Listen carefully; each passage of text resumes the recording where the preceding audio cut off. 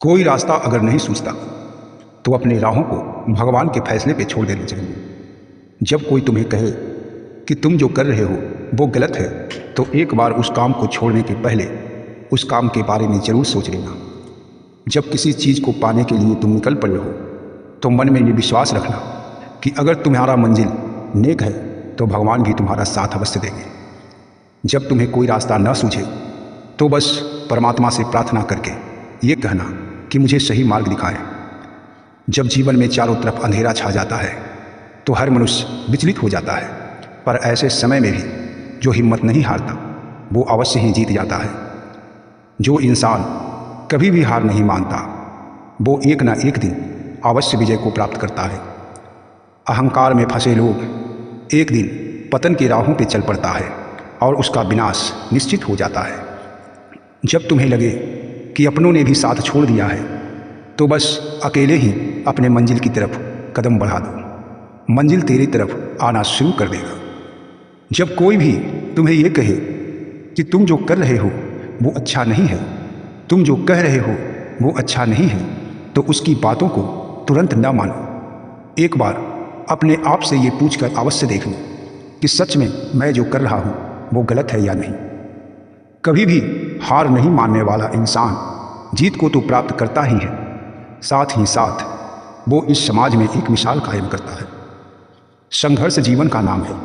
अगर तेरे जीवन में ज़्यादा संघर्ष है तो ये विश्वास रखो कि परमात्मा तुमसे बड़ा ही उम्मीद लगाए बैठे हैं। अगर जीवन में ज़्यादा दुख और कष्ट है तो तुम ये विश्वास रखो कि तुम बहुत ही ताकतवर इंसान हो, क्योंकि जो ताकतवर होता है उसी के पास दुख आता है।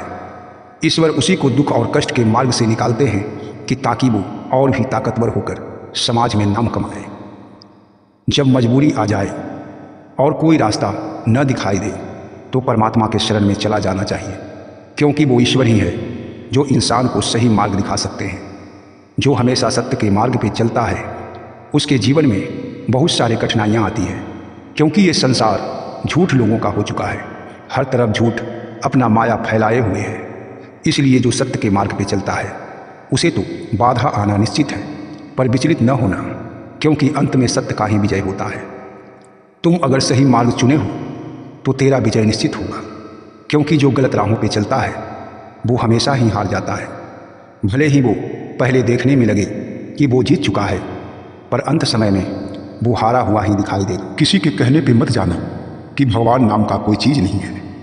ऐसा कहने वाला लोग बिल्कुल ही अशिक्षित होते हैं, क्योंकि ईश्वर हर जगह हमेशा रहते हैं। जहाँ तुम बैठे हो या तुम कुछ भी कर रहे हो वहाँ ईश्वर मौजूद है, और जो इन बातों का अनुभव करता है उससे कभी भी गलत कार्य नहीं होता। वो इंसान ही पाप कर बैठता है जो ये सोचता है कि भगवान यहाँ पर नहीं है, पर जब पाप का फल उसे मिलता है तब समझ में आता है कि ईश्वर तो मुझे वहाँ पर भी देख रहे थे। जो ये कहता है कि ईश्वर को पाने के लिए बहुत कष्ट उठाना पड़ता है वो बिल्कुल ही गलत कहता है, क्योंकि ईश्वर को पाने के लिए वो लोग ही कष्ट उठाते हैं जो ईश्वर को ढूंढने के लिए न जाने कहाँ कहाँ भटकते फिरते हैं। पर ईश्वर तो मृग के नाभि में जैसे कस्तूरी होता है उसी तरह हर जगह पे मौजूद है। खुशबू को तलाशने की आवश्यकता नहीं होती, बस फूलों के पास चला जाओ, खुशबू तेरे अंदर समा जाएगी। बुरे इंसान से जो लोग दोस्ती करते हैं अक्सर उनकी राहों में रोड़ा उत्पन्न हो जाता है, और जो अच्छे लोगों से मित्रता करते हैं उसका नाव पार हो जाता है। जो गलत संगति में पड़ जाता है उसके बसा बसाया जीवन भी बर्बाद हो जाता है, और जो अच्छे मित्रों की संगति में रहता है उसका जीवन बर्बाद भी हो तो आबाद हो जाता है। किसी को मित्र बनाने के पहले ये परख लेना कि वो इंसान कैसा है, क्योंकि जिसके हृदय में ईश्वर के प्रति प्रेम और सद्भावना होता है वही इंसान अच्छा और शुद्ध मन का होता है। इसलिए कभी भी नास्तिक लोगों से मित्रता न करना। अगर तुम्हें लगता है कि मेरे जीवन में बहुत ही संघर्ष है, मैं हार जाऊंगा, तो बस उसी समय अपने सर को उठाओ और उस मुश्किल से लड़ने की ताकत उत्पन्न करो।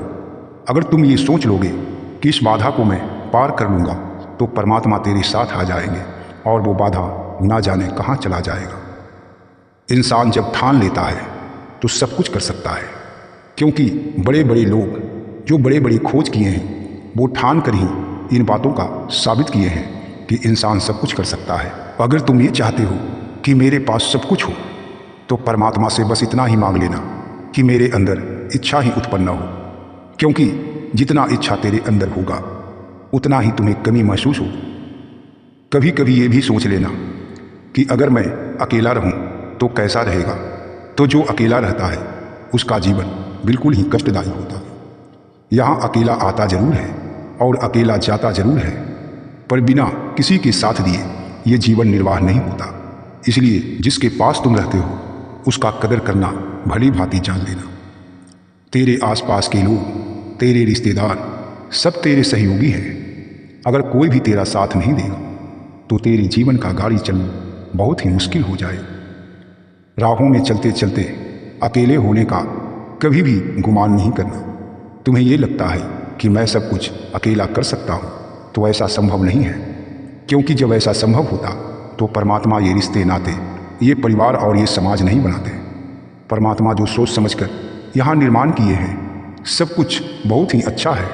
जैसे अकेला वृक्ष तूफान से गिर जाता है और जहाँ घने वृक्ष का छाया होता है वहाँ का वृक्ष तूफान आने पे भी नहीं गिरता, ठीक उसी तरह अकेला जो इंसान होता है वो एक ना एक दिन टूट कर बिखर जाता है। पर जो सबके साथ में रहता है, सबको सहयोग देता है, सबसे मिलकर रहता है, उसे गिरना और टूटना बहुत ही मुश्किल होता है। एक साथ जुड़कर रहने वाला इंसान कभी भी नहीं टूटता, पर अकेला इंसान एक ना एक दिन टूट जाता है। जब इंसान को ये लगे कि मेरा साथ कोई नहीं दे रहा है तो उसे परमात्मा के शरण में चला जाना चाहिए। तो अपना ख्याल रखें और सुखी और स्वस्थ रहें। जय श्री कृष्ण।